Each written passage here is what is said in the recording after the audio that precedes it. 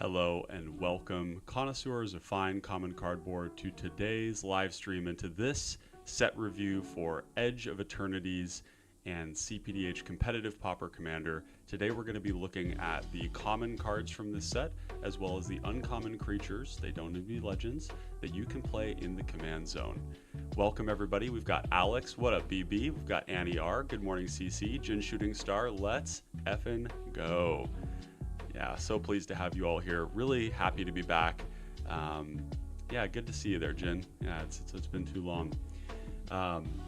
Yeah, so quick update on things. You know, we've had some side projects turn up. I actually have a product that I'm working on. I'm working with a fabricator on a product that I can't show here just yet, but I will be giving you all updates as soon as it comes out. I've been doing a lot of product testing at festivals. For those of you that know me, maybe the supporters who get more updates on my life, festivals and the music scene is a really, really big part of my life, and it's kind of my chosen family, I would say. What's up, Erosium? Good to have you here. And so I'm working on a product for it. So that's been taking up a little bit of my time. I've also toned down the intensity a little bit at work, so finding a little bit more balance there so that it doesn't take so much out of me. Really quick, just want to check, is the music coming through for everybody here? Just give me a little update on that. I'm testing playing a little bit of music here, and this is, yeah, okay, looks like it's coming through. Tell me if it's too loud. Cryogenic Relic makes me drool. Yeah, it's very, very good. That is a very good card. We're going to be going through all of those cards here. And actually, my headphones here are running out of juice. So let me get a little plug for that, and I'll be right back. Actually, we can take this here and pause the tracking.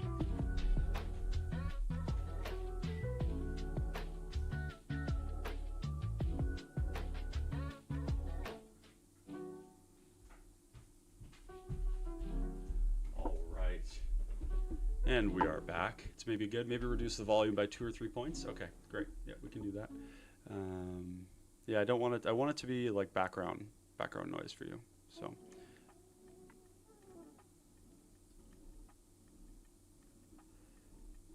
Thanks for your patience while we get this all loaded. It's a little bit crunchy, getting back into content creating. So, you know, got to work out the kinks here and there.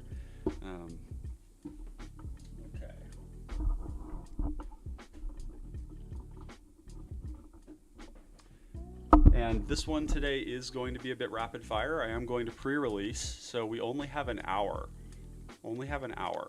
Which is perhaps a good thing. You know, creativity loves constraints, and you know, certainly want to be getting the length of the videos that we've been doing in the past down a little bit. I'm gonna get the volume down a little bit lower. It's a little hard to tune. There we go. Is that good? Let me know if that's good.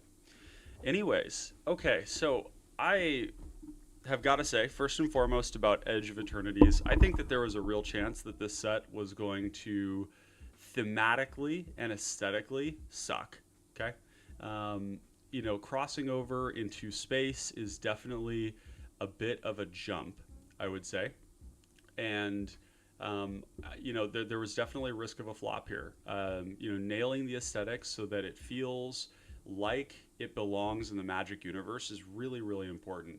And something that has happened with these sort of universes beyond or more experimental type stuff is there have been certain products that have come out that don't feel like they belong in the Magic universe. And Universes Beyond is not exclusive, or it's not mutually exclusive. In the sense that you can have something that feels thematically Magic, that it exists inside these multiverses, even if it's outside of the story, that it feels consistent. And a good example of that is looking at Final Fantasy. Final Fantasy had a lot of cards in it that most of the cards felt like they belonged in the Magic universe. And then there was stuff that just didn't. These sort of like very flat aesthetic, like borderline cartoony, I guess it would be called like chibi maybe. I'm not super familiar. It's not really my sort of IP land. And I think that was both a win, that they were able to bring it in certain ways, and a bit of a flop in the sense that certain elements just really didn't feel like it. like it belonged. And so, sorry with the music here. Now with this magic set, right, that we have, where we're going into Edge of Eternities and we're going into space, somehow they managed to absolutely nail it. And it just feels to me, and this is just a vibe, you know, like a vibe check here. It feels to me very consistent. You know, it almost feels like a little bit of Warhammer, where people are still using swords, but it's in the future. You still have like these knightly orders, which in many ways also feels like Warhammer, kind of like, you know, some Dark Angels kind of vibe. And then you have like these sort of dark occult elements, which are not mutually exclusive of space. So it's really, really cool how they did that. So I just first want to celebrate that the Wizards of the Coast did an incredible job in bringing us into a very different sort of setting that simultaneously reuses some of the species, some of the kindreds that exist in other realms. And yeah, I honestly just can't speak enough to it. So without waxing too poetic on that, I do want to get into our set review. So we're going to start with the commons, and we're going to begin in white. And the cards that I've selected here are going to range from absolutely cracked, you know, hyper playable, super appealing, to maybe some that are a little more speculative. And that is something that we do. You know, if you ever watch Aspiring Spike and you see some of his set reviews, you know, we do it very similarly, which is that we're really trying to cover the whole breadth of different things, because there's going to be cards that have really, really, really good homes, but they might only be a few. And then there's cards that might have like a lot of homes, and there's very expansive uses of them. And then there's cards that might be sort of more speculative, where you say like, well, if we ever got something that did blank, that this might work. So we're going to start off here with Squire's Blade. And Squire's Blade is a 1-mana equipment. It gives 1 power. It has flash. And when it enters, it equips automatically and gives it first strike. This is a great rate. These equipment that it's worse than a bone sword, or sorry, a bone splitter, in the sense that it's only 1 power, but it's also half of the mana, because bone splitter you have to cast it and then equip it. You know, this sort of combat trick to grant first strike is really going to mess with combat math. It's a very cheap equipment. You're immediately getting the value, and the re-equip cost is only 3. A lot of the cards that have you know, the automatic equip like that when they ETB or when they enter attached to something, they're like 4 mana, which is kind of like, it's a little bit tough, because it's kind of like in a deck that cares about this, you're going to spend your whole turn getting like 1 power, right? Or 2 power, or whatever it is. But I do think that this one here is, that there are homes for this. You know, perhaps a white deck that cares about artifacts, one that needs to get into combat, that wants to have the flexibility of flash. 1 mana is very inexpensive. It's going to feed things like Thoughtcast. It's you know, going to feed improvised cards. So I really like this one. Going through the comments here, Alex says EOE has been the best set they've released this year. My wife bought 2 boxes already. Wow. Yeah, I love it. And you know, there's actually quite a bit of good stuff. I've seen some people say, oh, there's not a lot of like good commanders, or there's not a lot of this, and it's like, we're going to go over the commanders. You know, the volume of them isn't so much what matters. It's that we have some like very strong slam dunks that are very, very unique, that introduce something that we haven't had before. So Jin said, Final Fantasy art was weird, TBH. I'm a fan of the franchise, some of the incredible pieces and some terrible ones. Yeah, there were some like, gosh, I'm trying to think of like some of the really like, just like patently foul looking, some of the patently foul looking cards, like set, Final Fantasy, rarity, common, ID equals white. This is going to give us a, right off the top, like, this does not belong in the Magic setting. This is so troll. I really, really don't like this aesthetic. And it's because it doesn't fit. Like, we've gone to Duskmourn, where we're in a haunted house, right? That works. We've gone into space. We've gone into, you know, sort of Eastern European, you know, vampires and werewolves. We've done, you know, space wriggly monstrosities like the flying spaghetti monster stuff. This right here does not belong. This is terrible. And I know that this is, my understanding is that this is like a nostalgia thing. You know, you've got cool stuff like this, like the Curel, right? This is so cool. That like belongs in Magic, right? And then you have like Oh no, it was an uncommon, wasn't it? You've got the moguls and this. Like, what is this? This is just trash. Like this guy's face looks strange. I don't understand. Like this is so, and I know it's not because it's just badly done. It's a nostalgia thing, but at the end of the day, it's not that big of a deal. It's just not for me. So yeah. Jin says maybe they tried to show an array of better styles to represent the variety of themes. Yeah, exactly. And so at the end of the day, I don't have to like it. Other people do. That's fine. Not every product needs to be for me necessarily, but yeah, the art in EOE is unreal. It slaps. It's so good. It feels so consistent. Annie says, looks like something from Mario. Yeah, it just, I hate it, to be quite honest. Jin says, Steiner looks strange in the game. TBH, it's been the same way he's been for model. Okay, yeah, so that's nothing new. So anyways, we've said enough about Squire's Lightblade. We do need to keep moving here. Starport security is great. This is, a long line of, white, cheap white creatures that has the ability to repeatedly tap something down. And, having a +1/+1 counter is not that hard in white. The ability to tap down for 2 is pretty good. Ideally, it would be like, 1 or 2 is what we're looking for. And these cards are, you can grow them in white or in green, to make them actual threats later on. Early down, they can tap things down like Malcolm. They can tap down tappers in their upkeep. There's a lot of really cool things you can do with this. And it happens to be an artifact. It's also a soldier. Being a soldier is a relevant creature type. So I do like what I'm seeing here. Not a lot to say about it. 2 mana tap down, 4 mana tap down. We're not going to be stoked about that. But yeah. Next one is Exo Suit Savior. This one is, it may be something that's actually, better off in like Pauper. The ability to have a 2/2 flying that basically does the Skyfisher thing. And it's permanent, which means you can pick up a land if you miss your land drop. You could go like turn 3, miss my land drop, play the Exo Suit Savior, pick up the land, replay the land, play the Thraben Inspector. The other place that this has home, though, is if you're building Abdel, less as a flicker deck, but more of a I want to reuse Abdel, picking things up. And that means that when this ETBs and we return something, if they like kill Abdel on the stack, then we can just like pick up a Helpful Hunter and replay the Helpful Hunter. Or you can pick up a white or a site and reassess the target. We can pick up all sorts of different things, a melded mock site, there's a lot of cool stuff. And reusing permanence is, ETB is traditionally very powerful. The fact that it has flying is so important because, if you're in black, then you can attach a cranial plating to it. If you're in Mardu, you could attach cranial ram to it. You could also, if you're in an enchantment themed deck that cares about casting and recasting your permanents, such as like Satyr Wayfinder, where you pick up an aura, replay it again, draw a card. Then you can put things like Ancestral Mask. You can put an All That Glitters on it. You could put an Empyrean Armor. This is like pretty sweet. And I don't know exactly where it goes right now, but I'm pretty confident this will see play, both competitively and casually. One sec. Okay, Google. Make the lights in my house 100% and warm daylight.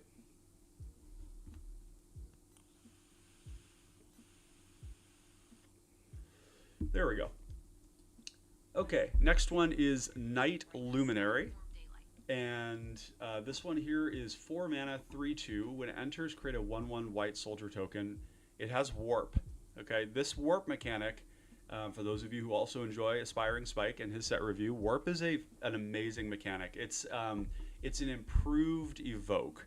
And the reason that it's improved is because if you have any way to flicker this thing, it stays in play. It doesn't immediately sacrifice. So if you have a Felia, for example, in other formats, you can warp, attack, flip flip this thing, and then you're getting a lot of value. Like this card, if you were to do that with Felia, would be 5 power, 4 toughness on a 2 mana creature, which is way above the curve. Now we don't have, we have some stuff that does that. You can flicker these in Far Traveler, so like a Far Traveler as a background, like Wilson could do this to make a bunch of Edict fodder, for example. Probably not premium in Wilson because they've got better stuff to flicker, but there are a couple of homes for this. Abdel can do it. You can also do it in Soul Herder. I'm sure there are other Far Traveler decks like Lulu, maybe a mono white Lulu, where you You can flicker this and get a lot of value out of it and continue to flicker it, right? This warp mechanic is phenomenal. You know, just on rate, it's just a 1/1 for 2 mana. But when you start looking at the bigger picture of things, the fact that you can then also just use it and then cast it is just great. It's the kind of flexibility that I love, and I really like that Magic is pushing to this territory where your cards are always useful. High modality, you know, the fact that, you know, it's like Omen kind of sucked because it wasn't Adventure. Adventure was card advantage. Omen is like, I guess I get to redraw this card at some point, and they're kind of mid cards. They're not even that good because you're paying the price for having modality, right? But Warp is the opposite, right? It goes back and then you can cast it later on. So very stoked on that. The next one is Lux Knight Breacher. This is a 4 mana 2/2. When it enters with a +1/+1 counter on it for each other creature and artifact you control. My God, this thing is going to be really big. There are certain decks that can definitely abuse this sort of thing. There's even that blue-white Glimmer creature that every time you cast a what is that? A non-creature spell, you get a 1/1 Glimmer creature, right? This could be very large there. Again, not a card that I know exactly where it goes. Very iconic art, by the way. This shit goes super hard. Very, very cool. Like breaching with this like plasma charge that like melted the door to slag with like bullets landing around them, and he's just like ready to face the danger, or she, or they, whoever they are. Very, very cool. The flavor of it is so sick. He's got like an energy scimitar. I'm going to be talking a little bit about flavor, and I know that's not really true to form to the cPDH, but it's something that I really appreciate. I'm an artist myself. I enjoy the aesthetics of thing, and it makes it really hard to play a card when it looks stupid, and this is very cool. So this is, you know, it is 4 mana, so we are kind of looking at like, we need this to be like big, like 5 other artifacts and creatures. You know, it does kind of look like a Power Ranger. Yeah, maybe like, I'm trying to think of like other aesthetic comparisons, but yeah, very cool. Again, this one, it does need to be above curve. This needs to be like a 6/6 or a 7/7 for us to be stoked about it. If we had some way to reduce the cost of creatures, you know, this could be really good. The fact that it has counters on it also could be something for, you know, proliferate, meaning maybe you play it a little bit earlier and then you could proliferate it, or if you have a way to pull counters off to do something, or move counters or launder them, you know, that could be pretty darn cool. So definitely a cool card. Weftblade Enhancer. Now this one is like, I think, pretty sick. There's a specific deck I want to mention for it. Weftblade Enhancer is expensive, 6 mana, 3/4, but again, that's not why we're playing it. We're playing it because it warps. It puts 2 +1/+1 counters down. If you can flicker this the turn that it comes in, you are putting 4 power worth of counters down on a 3/4 for 3 mana. That is, you know, we don't get a lot of threats in this format that are like with power well above their cost, or toughness well above their cost. And the fact that this spreads it out, meaning that if they kill the Weftblade Enhancer and we put the counters on other things, then we still have the counters. If they kill the things that have the counters on them, well, we still have the Weftblade Enhancer and whatever had the other counter. So this is really good. And one of the best homes for this, I think, is, you know, we're looking for a flicker deck that wants to grow their stuff. Wilson, this is a great home for it. You know, you can go, this would be like a turn 4 play probably, or maybe you go turn 1 Mana Dork, turn 2 Wilson, turn 3 Far Traveler, turn 4 you can start like loading counters up. It's Edict fodder. It's going to put a bunch of counters down on the Wilson. It itself will be large. You know, this would probably in that deck make Wilson +2/+2, and this here would be a 5/6 for 3 mana, which is pretty phenomenal. But the really good deck for this one is actually Soul Herder. And I'm talking about Soul Herder because I've been working on Soul Herder a little bit with the supporters. And one of our connoisseurs has been really excited about exploring basically what ends up being kind of a white-blue Wilson deck. And this is just exactly what it wants. This is amazing. And the fact that you can flicker it over and over and over and over again to continue to grow your thing is amazing, while also being Edict fodder. So big fan of Warp, big fan of this card. Even just casting it is going to be great. I love that you could even just like, if you didn't have like a lot of cards and you wanted to maximize the value, you could warp it and then actually cast it, hard cast it later on. So you could, like, even if you had the mana to just cast it, you could just go warp, and then the next turn you've got plenty of mana, you just cast it again, and you're essentially getting the warp flicker element, but just for more mana. Just a way to stretch out the value on the card. Now on to blue. I want to talk about Ilvoy Galeblade. Ilvoy Galeblade is great. It fits into a category of cards that I just generally call the flock. Okay, and that is your 1 mana evasive creatures that have homes in specific decks. Okay, so like Sorveil loves to have a flock of evasive creatures. Okay, other one is any Feywild Visitor deck that wants to have a lot of evasive creatures so that it can go evasive, evasive, evasive into background, into commander. So like Ganax Feywild Visitor, because then all of these cards are going to help us trigger our powerful Feywild Visitor. And Feywild Visitor is a mightily underplayed background when paired this way, because you're getting tokens that are fairies, which means you get Spell Stutter Sprite, you get Spell Stutter. You're just making a lot of bodies, which means you're powering Convoke. You get cards like Shared Discovery. There are also dragons, which means you can feed into cards like Draconic Lore. There's a couple of dragon cards, Dragon Counterspell. There's a dragon removal spell. There's also there's basically like a whole suite of cards is like self-contained instead of Feywild Visitor. And the other one is Dragonstorm Globe, where you can play that. Once you start making the tokens, they're all coming out with +1/+1 counters on them. So Ilvoy Galeblade fits into that, and this is probably like one of the best ones we've ever gotten. It's flash, it's evasive with flying, and you can also just, like, if you're flooding out, you can just sack it to draw a card. If you're in Dimir and you're playing out like a so like in Sorveil, you could like use your Mortuary Mire or your Witch's Cottage to stack a card that you really want from your graveyard on top of your library, and then pay 2 to sack it, and then immediately play it. This is just really, really strong. There's a lot to like about this. The only other card I can think that would be comparable is like Harrier Strix, which is the 1 mana 1/1 or 1/2 and ETB, tap down a permanent, flying. It's a bird or an owl, I guess.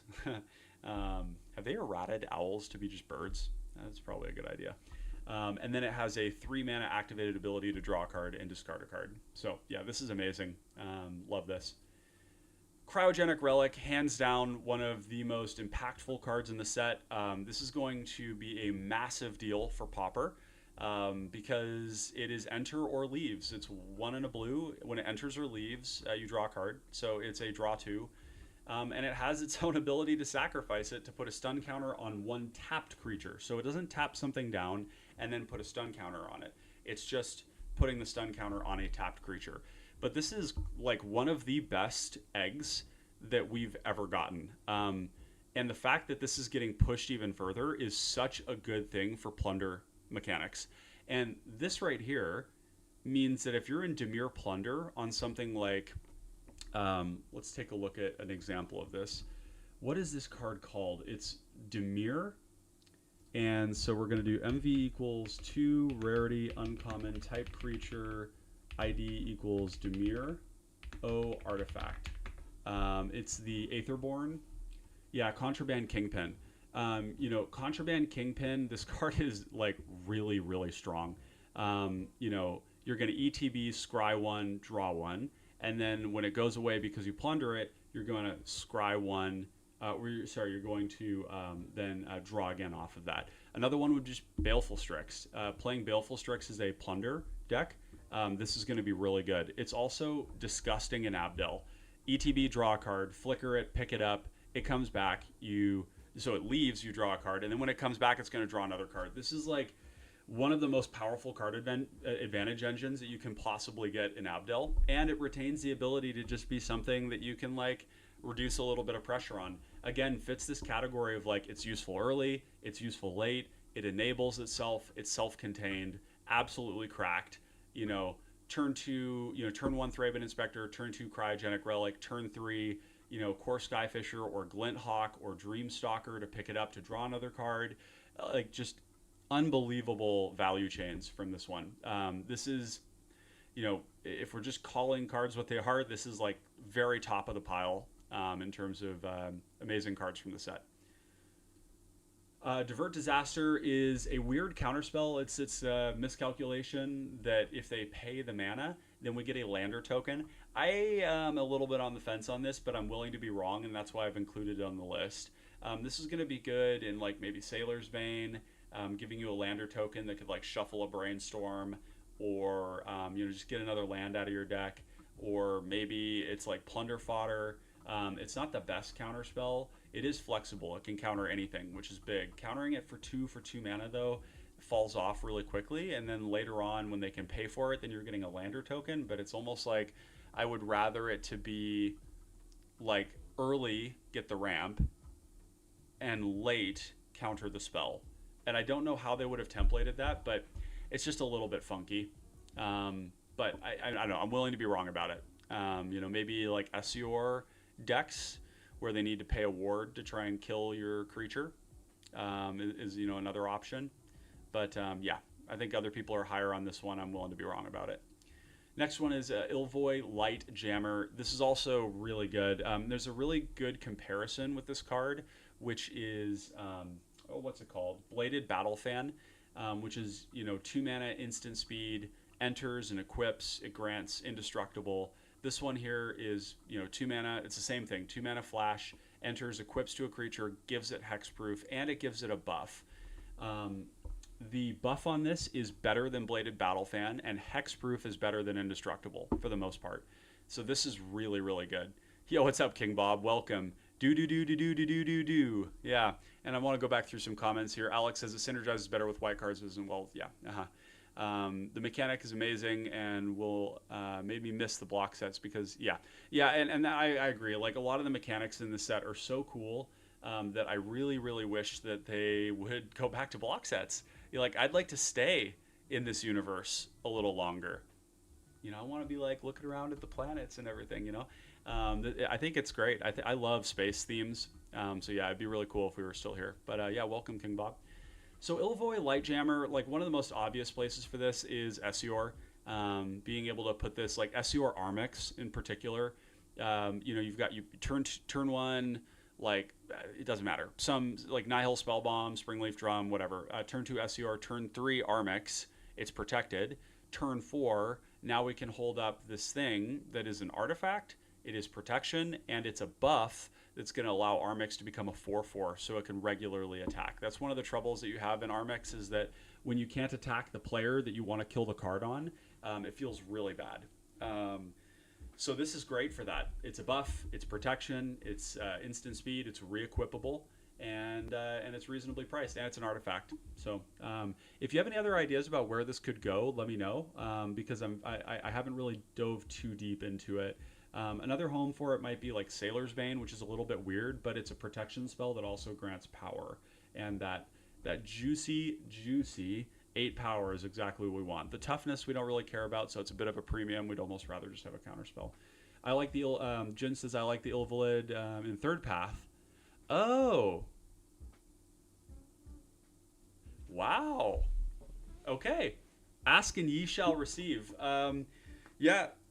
This is actually kind of interesting in third path, isn't it? It's an artifact to trigger Reckless Fireweaver, Ingenious Artillerist. So you're actually going to get double triggers because it's a non-creature spell. It's got flash. It's reasonably priced.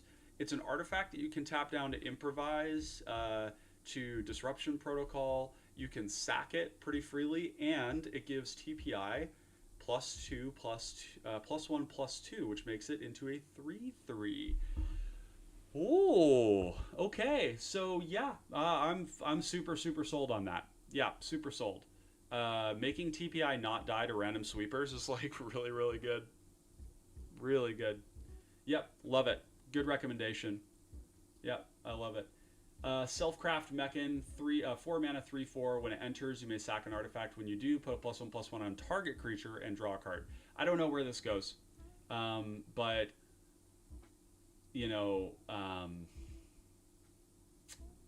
but it's like a reasonable body that draws a card on ETB that sacks artifacts. So maybe I'm overvaluing this one, but I just get this gut sensation that there's something we can do with this. Maybe it's with flickering.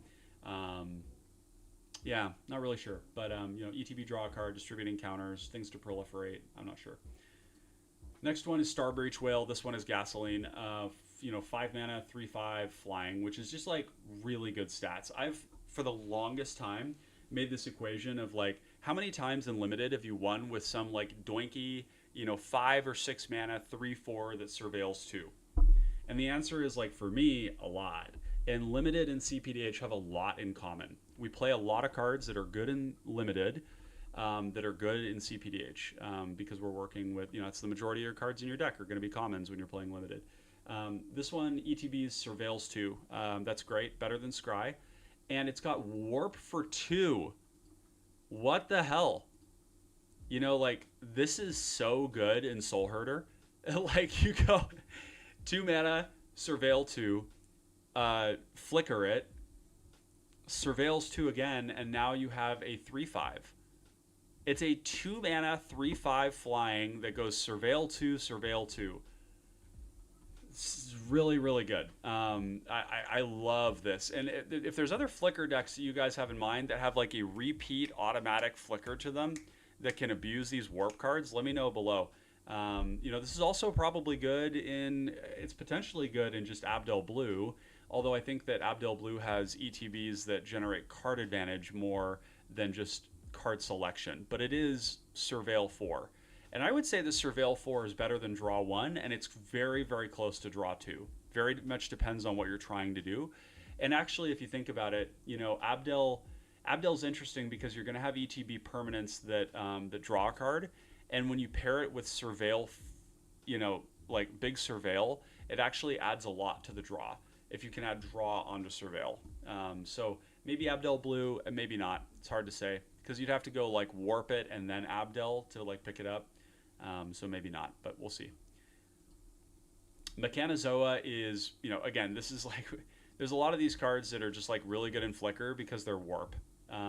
You know, warp also, it does say exile it at the beginning of your next end step, so you can't Grave Flicker these. You could Kaya's Ghost Form, or I think it's Fungal Fortitude that might do the same one. I think there's just one that says when you exile it. But this one is, you know, 6 mana, 5/5, enters, taps something down, puts a stun counter on it. Not wildly amazing, but when you're warping it for 3, then we're stunning 2 things and getting a 5/5 for 3 mana, which is like, it's pretty amazing. Again, this is a Soul Herder card. I think this whole set is just big Soul Herder stonks. This is very gross in that deck. Being able to like repeatedly loop this and just like tapping stuff down over and over and over again while getting 2 of it on the first try and having a 5/5 that has vigilance basically because you're flickering it. But if you flicker it, the warp card should be gone since it's a new card. But if you flicker it, the warp should be gone since it's a new card then. So you cast the card. At the beginning of your end step, you're going to get the Far Traveler trigger, and you're going to get this. You stack them so that this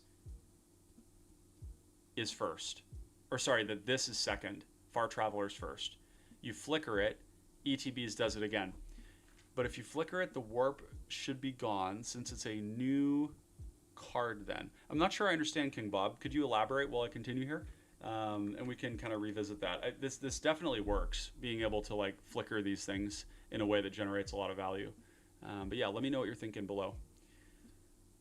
Into black, we have another Bone Shards type effect. 1 mana, sack an artifact or a creature. I do like this. The flexibility of that is really nice. You know, as we move into more and more black token artifact synergies, the ability to just, for half the price of a Doomblade at sorcery speed, destroy something with no other preconditions. Yeah, you can't blink with the warp trigger in the stack. Are you sure about that?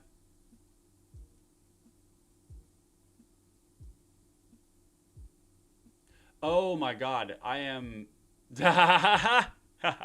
Chat, you caught me. Okay, yeah, I'm a dingus because it exiles itself. Well, let's see, wait, no, at the beginning of your next end step... No, let's see, no, Far Traveler. Let's see, somebody's messaging me. I wonder if they're calling me out on this.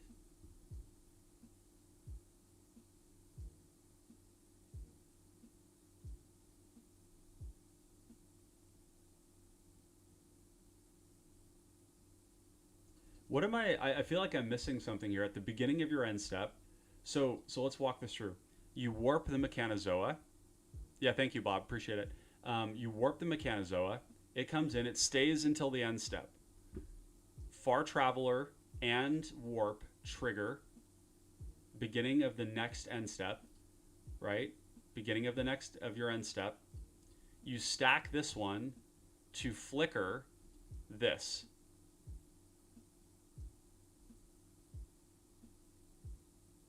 Maybe I'm missing something here, but yeah, I mean you're gonna cheat this thing into play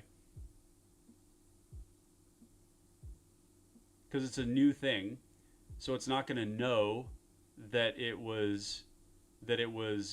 had this. Yeah, it's losing the warp essentially. So yeah, so warp this in, go to your end step, Far Traveler triggers, and that one triggers. You flicker it first, it re-enters, it re-ETBs, and then it was not warped. It's like evoke a little bit in that sense, because you didn't evoke it. Yep. Yeah. So Monkey, who is King Bob, one of our supporters, says a permanent that returns to the battlefield after exile does so as an entirely new object. It will have no memory or connection to its previous existence. Yeah. Exactly. Yep. Yeah, okay. I don't think there's any confusion here. Maybe it's just a semantic thing. But let me know if I'm still missing something. I'm open to being wrong. So, yeah. So anyways, we got another Bone Shard effect. It can sack artifacts or creatures, which I like to call Omnivorous, which is really nice flexibility because then you can essentially go like, you can like sack an Ichor Wellspring to draw a card while killing a thing. And that's really good. You could sack a Greedy Freebooter or Shambling Gas. There's a lot of things that want to die in black, and this is good. I will say that I am eternally sad that they aren't making these instants. I really think that these are hard. There's certain decks where you can justify cards like this, but in limited they feel really bad. I don't know. They're basically saying like if it's 1 mana, it's going to be a sorcery. If it's 2, it'll be omnivorous, but it'll be -6/-6. That's kind of where we're at. So, not a lot to say there. Beamsaw Prospector, though. This card is sauce. 2 mana, 2/1. When it dies, create a lander. We have Black Ramp. Love this card. The fact that it makes 2 permanents on 1 body. It's a human artificer. Artificer can matter sometimes, but not usually. But yeah, lander tokens are gasoline. I really, really like this permanent type. I am waiting for the day when we get a plunder called Deadly Landing. Sack an artifact or a creature, draw 2 cards, make a lander token. And then I want Deadly Blood. Sack an artifact or a creature, draw 2 cards, make a blood token. Just go all the way down the line. We've already got Treasure. Treasure is like the best of them. Lander, let's see it. I want it to happen. So, a lot of different homes you could play this in. This is going to be particularly good in like black control decks that are plundering, that need like fodder to sacrifice, and then they want to make a lot of black mana. Especially if they care about artifacts being in play and artifacts entering or leaving play, creatures entering or leaving play. This is really good. Plus the art, dude. Look at this art. This, you know what this kind of looks like to me, is a bit like a Gene Stealer cult from 40k. It's got that kind of demented, like space alien vibe to it. Yeah. Dark Endurance. This one is not really anything special. It is, what's up, Sanctuaries? Welcome. Glad to have you here. Dark Endurance is, it has this line of text that doesn't really matter that much. The spell costs 1 less to cast if it targets a blocking creature. I mean, sometimes this will matter, right? But like, it's not much. It's not why we play it, right? The reason that we play Indestructible Flex in black is when we have a creature that needs to get into combat where Grave Flickers do not do the trick. Gray Flickers do not allow us to continue into combat because it's a new permanent, and now it has Summoning Sickness. Dark Endurance is nice because it gives +2/+0. So this is going to be potentially good in Dalek Squadron. I will say that I'm getting kind of sick of this 2 mana cost on these black protection spells. We need more Armor of Shadows and Professor's Warning. 1 mana, nothing else, indestructible. I don't really care about the other elements to it. I want cheap protection for stuff that wants to get into combat in black. Armix is a good example, although Hexproof works for that one if you're in blue, and really, like, you know, SUR Armix is like kind of the only Armix that I would advocate for, just because Armix is so scary to most people, and you need to be able to protect it, and SUR does that. But for Dalek Squadron, you want the Myriad trigger because you need those tokens to be able to leverage all of your other plunder effects. Another one would be, there's the new Spider-Man card, the new Green Goblin Revenant needs to attack. Any deck where you need to attack and you don't have blue or you don't have green, you're gonna want to take this, and this is good because it does give power. So in limited is nice. Yeah, exactly. This is good and definitely good in limited. Russell, welcome. Yeah, thanks, man. Appreciate it. I figured I'd just do a quick live stream before pre-release, which is happening in 20 minutes. So we have 20 minutes to get through the rest of these cards. I'm gonna have to move faster. Depressurize, 2 mana, instant speed, -3/-0, and then if its power is less than 0, destroy it. I have actually done like a pretty extensive review of things that mainly combo threats and commanders, and to see how effective this is. And this is actually like the ultimate like kill your combo creature. It's splashable, it's instant, it destroys so many things. Pneumatic Wall, every Archaeomancer. It's killing untappers. There's so many commanders, all the pingers. It's killing Malcolm. This is actually really good. It reads weird, but it's solid. Yeah, I need to be at the store in 20 minutes. Yeah, exactly. Or maybe I can arrive a little bit late. I'm pretty quick at building my limited decks. So, yeah, I expect this to see a lot of play. It reads really weird, but this is actually like really solid. So definitely play this card. Great that it's splashable. Probably play this in like Real Surveil as well. Decode Transmissions, amazing card. 2 mana, draw 2, lose 2. If a non-land permanent left play this turn or was warped, instead you draw 2 and each opponent loses 2. This is great in any black deck that really wants to apply pressure while accruing card advantage. And it's not exactly clear to me how consistent the Void on this will be, but there's a lot of decks that can make this work. You know, this is great for Dalek Squadron. It's great for Sivirus. Sivirus Iron Throne in particular. It's good for, you know, there's just a lot of places that we really like this. We want to be able to kind of do, but yeah, Larry, yep, great example there. You know, off of a Lotus Petal or off of a Plunder effect, or off of a Treasure. There's so many different ways this is good. So this is really solid. I really like that they're taking these 3 mana, draw 2, lose 2s, and giving them ways in which they further our game plan in other ways. So non-land is easy. Non-token would be worse for Void. Yeah, exactly. But it says non-land permanent, so tokens do work. Annie says, I got to get myself going myself and do errands before work. Have fun, man. Catch you next live stream. Yeah, thank you, Annie. Appreciate you stopping by, and hope you have good luck with your errands. Insatiable Skittermaw, I do want to highlight this because increasingly there are a lot of commanders that can, there's increasingly commanders that can leverage this kind of stuff. Particularly Honest Rutstein, the fair version of it, the honest Rutstein. And this one right here is, you know, evasive. It would be 2 mana in Honest Rutstein. It's a 2/2 that's almost certainly going to come out as a 3/3. I like this kind of a card, but yeah, this is basically a Tyranid. Yeah, it's a Tyranid. It's a what do they call those? A Trigon. You know, many arms. You know, delightful visage, and a snake tail, and it burrow. So yeah, there we go.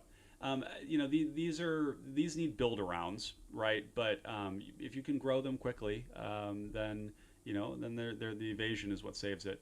Swarmcaller, 4 mana, 2/4 flying. Love that stat line. Does not die to our wraths. When it becomes tapped, you may sack another creature or artifact. It's omnivorous, and it draws us a card. So it's a repeat sack outlet, draws us cards, and it sacks artifacts or creatures. You could totally envision a world where you're sacking an Ichor Wellspring and a Mycosynth Wellspring and you're generating all this value, and it's a 2/4. And if we're sacking artifacts and playing creatures and everything, maybe we have Cranial Plating, which we can attach to this. It's a creature, which means technically it could play on Hollow Marauder. Being able to sacrifice our stuff, fill up the graveyard, draw cards as a, as a threat is great. Flying is big, 2/4. It's got a big ass on it. I like this card a lot. There's other ways you could use this too. So for example, Dalek Squadron would be one, because we've got an attack trigger or a tapped trigger, and we've got the Myriad trigger. So Myriad trigger goes first, and then it becomes tapped, and you sack one of the dudes. That's an option. Peregrine Beckoner. Okay, this card is like completely goated. It took me a long time to figure out this card, but holy smokes. Let's see, I'm getting a weird, there's some buffering thing. Keyframe. Sorry folks, I've got a little settings issue. Keyframe. Output. We actually need to go back here and get that music going again. There we go. Keyframe. I really wish I knew what that meant.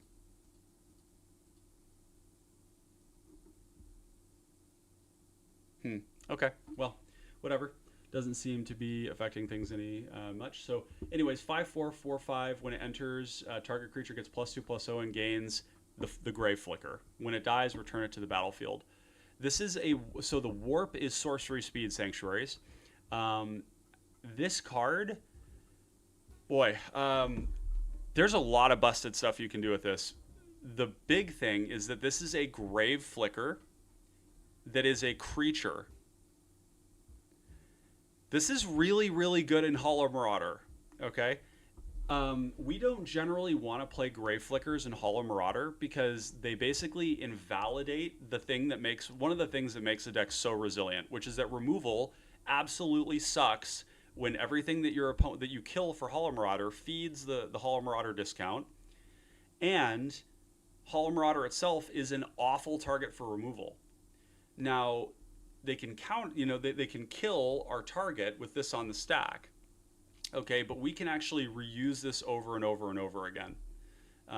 So this is amazing. If you reanimate it, it's giving it again. You can use this on an Edict creature, sacrifice it to reuse the Edict creature. The fact that our Flicker can be reused in Hollow Marauder is busted. It puts it on the same level as like your ninjutsu stuff. It's very strong.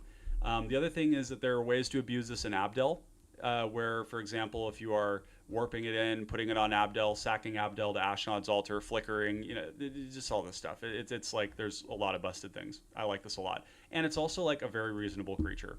4/5 for 5 that gives a power buff, allows you to reuse things. Let's see, I think you can't do that. Yeah, cool. Okay, into red, we have a Lightning Bolt. It's a Sorcery Speed Lightning Bolt with Void. So something just needs to leave the battlefield. I think this is probably more of a 60-card spell. You could play this in TPI. We have a lot of ways to make our things leave. There are a lot of Rakdos decks that are doing like token shenanigans that are also playing pingers, and pinger decks really like it when their removal can also go face. So I don't know exactly where this goes, but there's probably something here. It's a shame that it's not an instant, but yeah. Okay, Slag Drill Scrapper. This is really good. We don't have, and I wanted to point out though, as it relates to Sorcery Speed. Sorcery Speed is not that big of a deal, okay? I kill things with my instant speed spells at Sorcery Speed like well over 50% of the time, because I don't want to trade my card for a protection spell or some form of like counter spell. I want to tag that thing when they have the least amount of mana, and I want to trade my removal spell for their creature. Okay?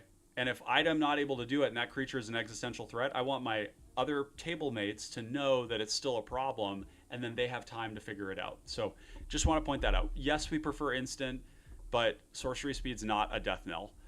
Slag Drill Scrapper, 1 mana, 1/2, sack an artifact or a land, draw a card. We're starting to get more and more of these. If we start to get some like red decks that have lots of incidental artifacts that we can like loop with cards like this is actual like card advantage in red. And there's Ichor Wellsprings that generate a lot of value. So yeah. And this is like pretty cheap. Most of them are like 2 mana when it comes to this, or sorry, 3, but this is 2 and there's no red pip. So, okay, Melded Moxite, easily one of the best cards in the set. It's an artifact that enters, you discard a card, draw 2. This is really kind of like Bitter Reunion. It's a permanent that, or, you know, Kickoff Celebrations. It's a permanent that has like the Thrill of Possibility, but it gives you something else, the ability to sack it and make a 2/2 colorless artifact robot token. You know, this is insane for Abdel Red, okay? That is actual card advantage. It's not costing you a card out of your hand when you're looping it. So then it's actual generating you card advantage. It's very, very good. It's insane for Pauper. Yeah, can't say enough about this. It's great in like Rakdos Plunder decks too, because it's just, you know, it's exactly what we want. Yeah, love this card. Or plate Panggalan, 2 mana 2/2 artifact enters. You pay 1 and put a counter on it. You know, I don't really know where this goes, but it's, you know, potentially powerful. So I'm gonna put it here. It's a Panggalan, which is pretty based. So yeah, we're gonna keep moving. Zookeeper Mechan. So this is really good in Zada, really good in Zada.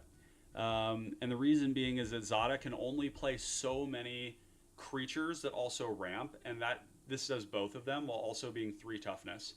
This is a massive upgrade on Iron Mirror, and we're going to play both of them. Zada just wants a shitload of creatures that make mana, and then like these cards that target stuff. So this is like very stonks for Zada. Kov Landseeker, I have no idea where this goes, but hey, 4/3 Menace for 4. When it enters, create a lander token. You basically have until your next turn to use it, but it's ramp in red.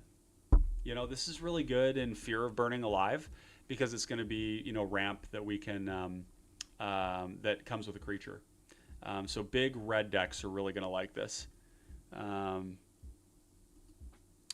Next up, we have Nebula Dragon. You know, this is kind of like, you know, WotC is pretty tentative about giving us like Flametongue Kavus, but this is awesome. I really like this card. 7 mana, it's a dragon, which actually does matter for like Dragon's Approach, which is pretty niche, but being able to like cheat in a dragon that kills something while also being a 4/4 flyer is great. It can also go face. Potentially worth reanimating. But yeah, not a whole lot to say here about this.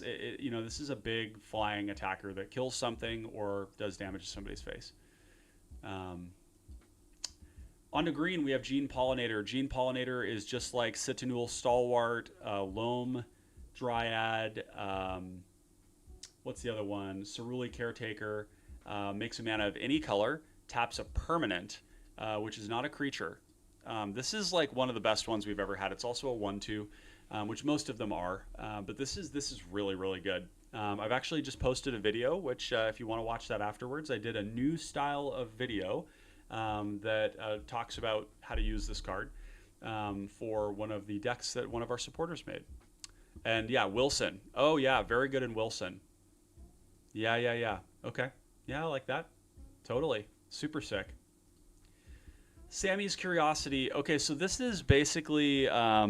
this is really good in Witherbloom Apprentice. You know, it's a land, basically. It's kind of like a rampant growth, right? You're paying 1 to get a lander that you pay 2 for. So I guess it's more like a cultivate, but it's also a spell.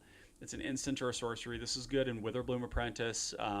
There are other places where making the lander token in like a red, if you have plenty of lands and all you needed was the permanent, then you can like sack the lander token. So yeah. Kind of interesting there. Gain 2 life is also good in oh gosh, Dina Soulsteeper. So yeah. Biosynthetic Burst, another protection spell in green. Love that they're doing more of these. This is basically the same as not Angelic Intervention, but the new white one. Can't remember, but it puts a counter, untaps, gives it all these keywords. Like, this is a disgusting array of keywords. Reach, trample, indestructible, untap it. Puts a counter, which means that you can loop things with Evolution Witness. You can protect your Evolution Witness with the counter. So if you go to adapt it and somebody kills it, then you can respond with Biosynthetic Burst and get 2 counters, 2 instances of counters. And the untap is also relevant for certain decks that are trying to make mana. So I really love this. This is going to see a lot of play. It's strong. Thawbringer, I only put this here because of like Honest Rutstein. You know, a 2 mana 4/2 ETB Surveil, LTB Surveil is actually pretty decent, but really nowhere else. Drix Fatemaker, boy am I glad to see this. This is also very good in the Honest Rutstein decks, but there are a lot of other decks that like this too. ETB, put a counter on it. It's 4 mana 3/2. Each creature with a counter has trample, so you can put the counter on it, and you can warp it. Yeah, like this is so ridiculous. And warp benefits from the cost discount on Honest Rutstein. 1 mana, put a counter into play. Everything gets trample. Next time you cast it, 3 mana 3/2. Put a counter on something. Everything has trample again. Like this is awesome. Very, very cool card. And these effects that rely on counters to give everything trample are very much appreciated because we don't have a lot of ways to grant trample to everything. And a lot of times the decks that want it, yeah, it's just, this is solid, very solid. It like feeds itself, you know. The warp, yeah, warp is so sick. So sick. This is actually like really good in, well, no, it's not really good in Wilson. It's fine in Wilson. Ice Cave Crasher, you know, I didn't realize that this was +1/+0. I thought it was a counter. This is like fine. It's whatever. We probably play this in Goreclaw just because it's a 4/4 that has trample that grows a little bit. But other than that, not much here. Germinating Worm. Okay. This probably does see play in Wilson. You know, like, you know, ETB gain life, you know, warp it in for 2, flicker it. You've got a 5/5 that gained you 4 life. It's for 2 mana. This is like Tarmogoyf. It's like better than Tarmogoyf. Yeah, that's sick. Very, very sick. Command Bridge onto our lands. Enters tapped. When it enters, sacrifice it unless you tap an untap permanent. This is also great in Wilson.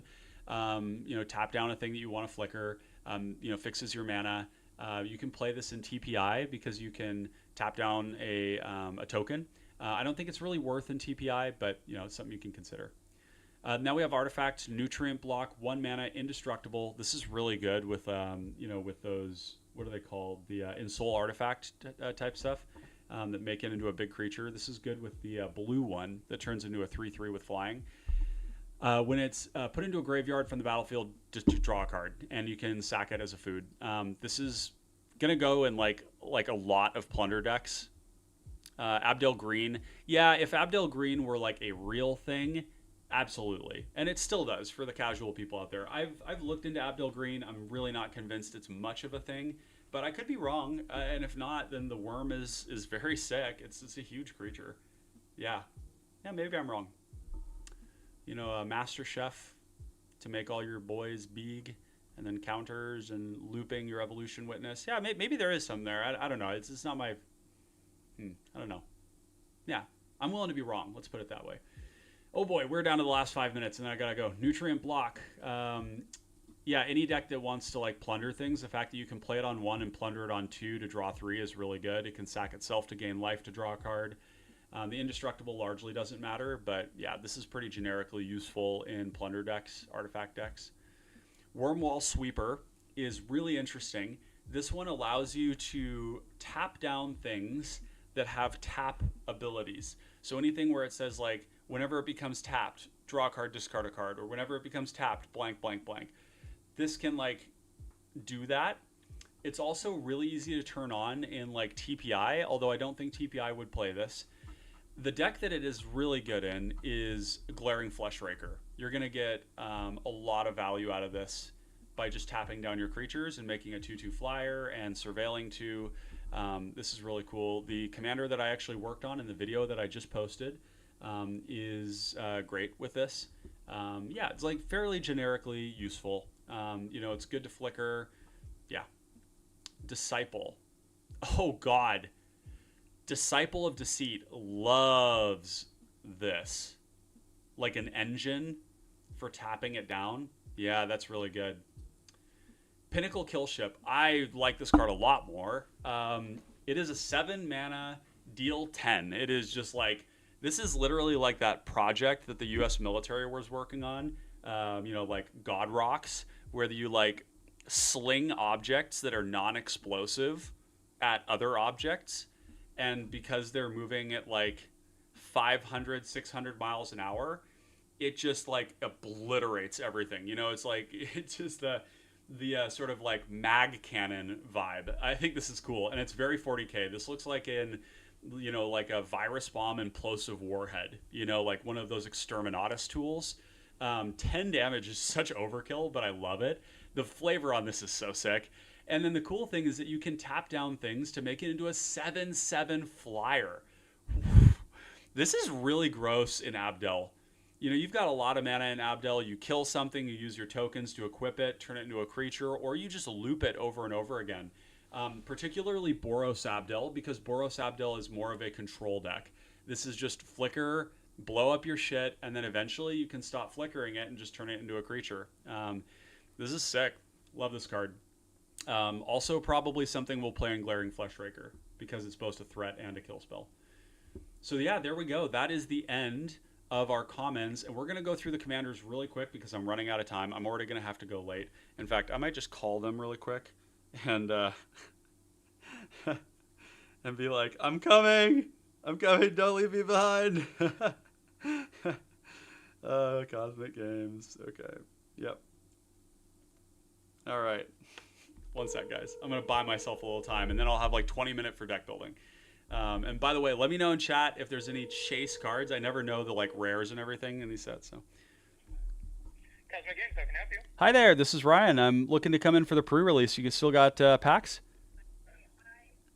Yes. 1 second, let me ask you.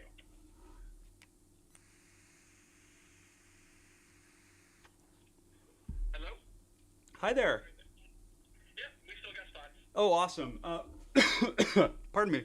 I'm running a little bit late. Is it okay if I come in a little bit late and just have less time for deck building? Like how much later? I live like 3 minutes away, so I'm close. Like maybe 5-10 minutes late. Oh yeah, we'll hold off. Oh no, don't hold off. Don't wait for me. No, it will still take a few minutes to get sign-ups and everything. Okay. It's fine. Okay, awesome. Thank you so much. We'll see you soon. No problem. You have a good day. You too. Bye-bye.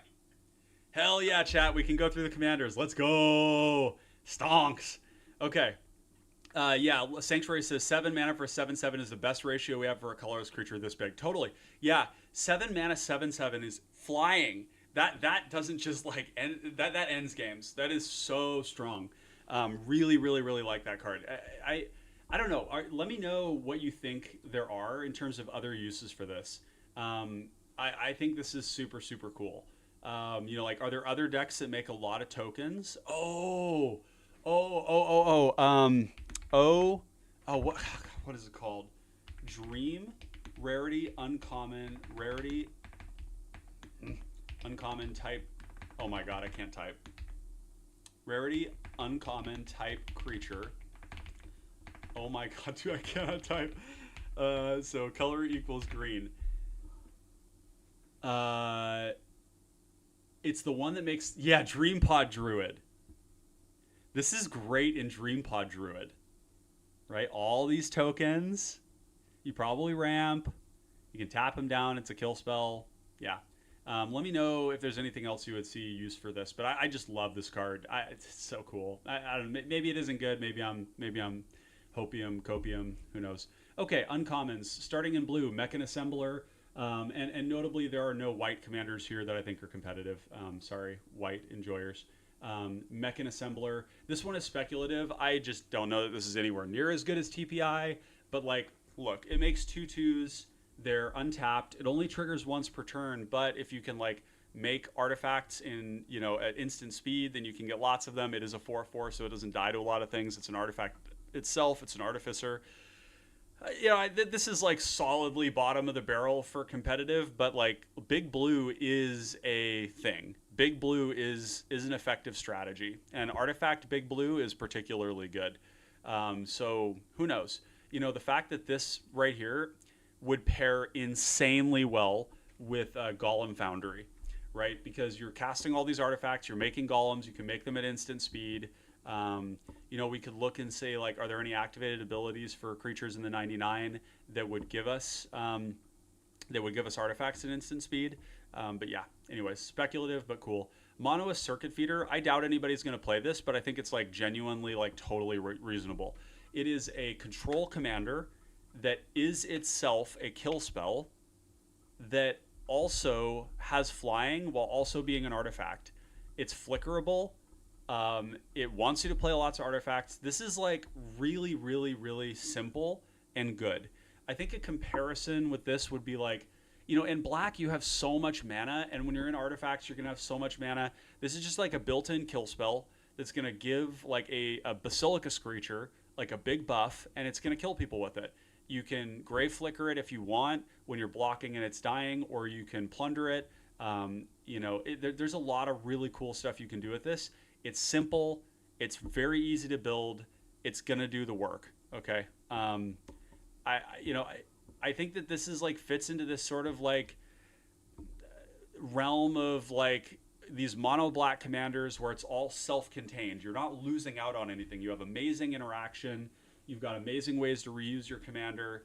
It's applying pressure and reducing pressure at the same time. It's disruption. I like this design a lot. Next one is Remnant Elemental. This one here is speculative, but oh, it's just this creature. Never mind. Moving on. Weft Stalker Ardent.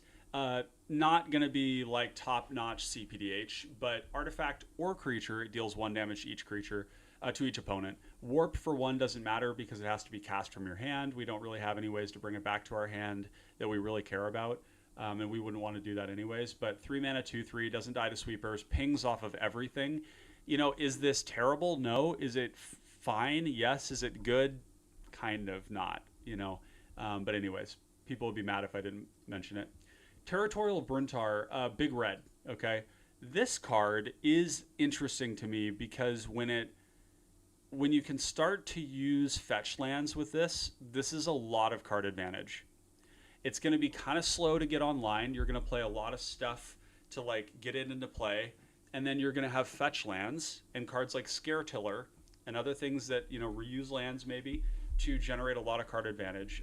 You may cast this card this turn, is a little bit limiting, but look, fetch lands with this card and anything that like taps to put artifact lands into play is going to be strong.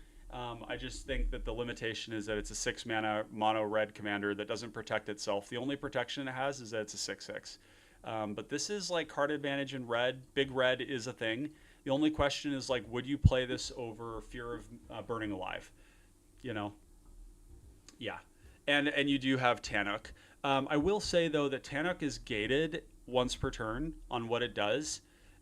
This here can be, you know, it could be as many as like 4 cards exiled, right? If you have like 2 fetch lands and you play the first one, get the triggers, tap your, you know, what's it called, Walking Atlas. Put that into play, fetch, boom, that's 4 cards, right? So it is a lot. But again, this one's speculative. Another speculative one, Glacier Godmaw, 7 mana, but it's in green, 6/6, landfall, all creatures get +1/+1 vigilance and haste. This is Craterhoof Behemoth at home in a lot of ways. I would prefer that it was trample, but vigilance is also good. When it enters, it makes a lander token. So it's like feeding itself. It itself has trample. It buffs itself, which means that it's going to, you know, be hitting as a, you know, very likely as a 7/7 or an 8/8, which could be a 2-shot kill. So, yeah. Is it top of the barrel? No. Is it playable? Yes. Okay, now we get to the stuff that is like just really, really, really sick and very strong. We've been talking about Tannock like endlessly. There's like over 1,000 comments in the thread for Tannock in the server. 3 mana, 2/4, landfall, ETB, 1 damage to each opponent. If it's a second time, draw a card. This deck is like really, really hard to build. I've been working on it. I've got a great thumbnail for this actually, which I will show you briefly. I'll flash it to you.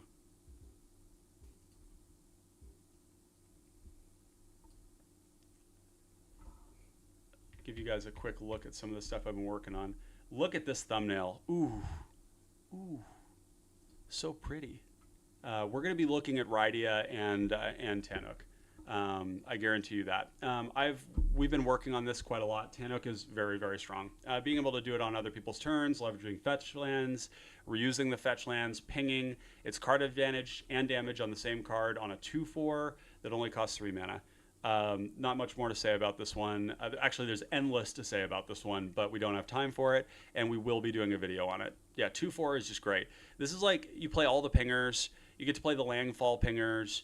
You get to play, you know, like casting trigger pingers. You just ramp really hard. You can play big chunky boys like Boarding Party and Annoyed Altasaur and a bunch of other cool stuff. I love this card. This is like the only other Gruul commander other than Eternities that has like much chance of seeing like play.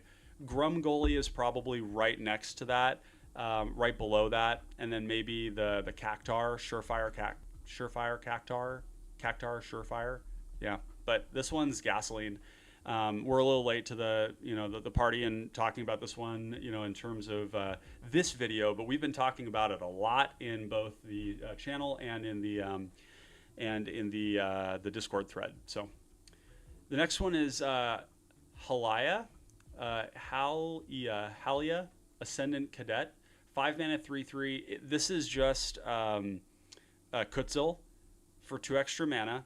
However, when it enters or attacks, it grows something by putting counters on it.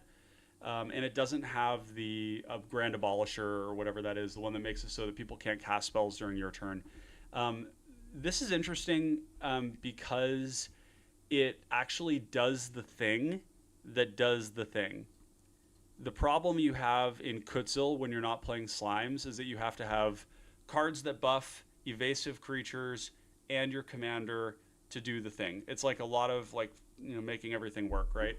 And the beauty of this is that you enter, you put a counter on something, you attack, you're drawing your cards, and then, you know, later on you're going to continue to put counters on things, and you really only need to reload in these like flock, you know, green-white flock decks when you are out of cards, which is what this does. So very, very cool commander. Is it better than Kutzil? It's a little hard to say. It's the same size. I kind of wish it was a 4/4 or like a 3/5. It's a human soldier, which is relevant, but I think it's worth considering. It also, in a slime deck, it allows you to grow the slimes that you cast early that aren't that big.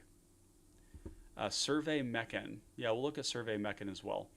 Interceptor Mechan is I think one of the best commanders from the set, right up there with like, it's basically like Tanook, Interceptor Mechan, and then we're going to talk about Momenon. This card is a huge sleeper, okay? 2/2 flying, artifact creature for 4 that ETBs and returns an artifact or a creature from your graveyard to hand, and it passively grows when you plunder things. This is the most plundery plunder deck you can possibly imagine. The ability to put things into your graveyard ahead of Interceptor Mechan to recover with Interceptor Mechan turns cards like Ransack the Lab into look at the top 3, take 1, draw another one. Like 2 mana, look at the top 3, draw 2. It also allows us to reuse Edict creatures. It allows us to reuse Ichor Wellsprings. It allows us to reuse Initiative. It allows us to pick up our Cranial Plating, our Cranial Ram, our Dross Claw, our Pingers. Like, you name it, it gets it back. This is, like, really good. The fact that it passively grows is sick.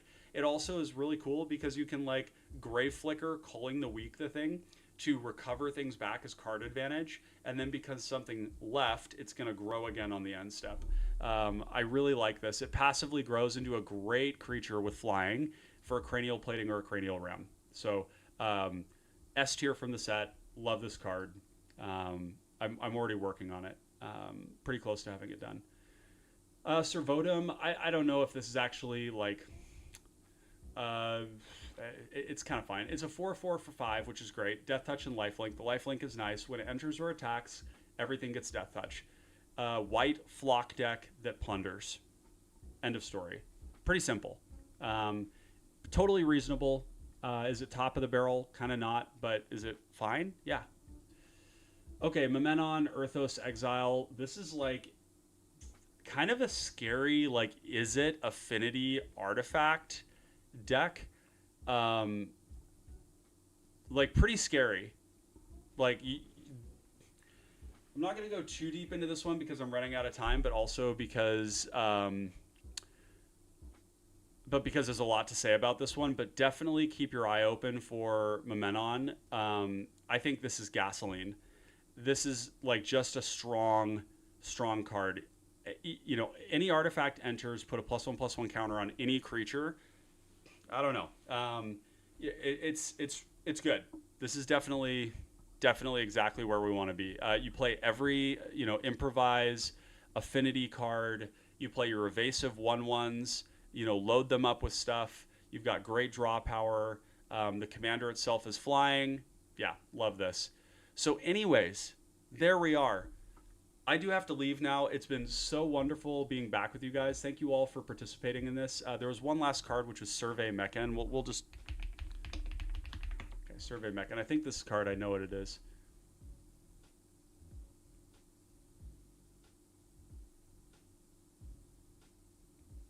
Taking forever to load. Wow. What's the deal? Oh, I've got my... okay. Survey Mechan. 4 mana, 1/3 flying, hexproof, pay 10, sack it, kill something or do damage, draw 3 cards, gain 3 life, XX to activate. Okay. Yeah, sure. This is fine. This is fine in the command zone. I don't love that it's colorless. It is hexproof. Flying, like, Voltron threat with, like, Bone Splitters and stuff. Well, I mean... That ability actually is going to be online because in colorless you just play all of the fetch lands. You only play like 5 basics. So you're going to have a lot of these. Yeah, I bet you are having fun with it. That's kind of cool. Yeah, like big mana Voltron with a removal spell that draws 3 cards and gains 3 life. Yeah, okay. All right. Yep. We'll add that one. Let's add that one. I think that's fair. I actually didn't realize that the I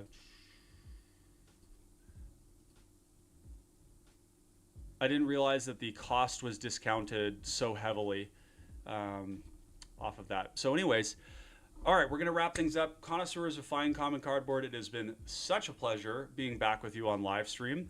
I really enjoyed this set. They knocked it out with the flavor. There's a lot of powerful cards, lots of staples, lots of interesting things to build around, whether you're playing competitively or casually. And I'm really excited to play with these cards. Now I'm going to go to the pre-release that I'm 12 minutes late for, and I'm going to sprint to build my deck. DM me on Discord with, like, the good chase cards that I should be, like, building around. And, yeah, we'll catch you all on the flip side. I've got a new video that's coming out, and I might even do a live stream tomorrow. So much love, everybody. Thank you so much for your time and your attention, and I hope you have a great rest of your day. And with that, Connoisseurs of Fine Common Cardboard, wherever you are in the multiverse, we'll catch you on the battlefield. Peace out.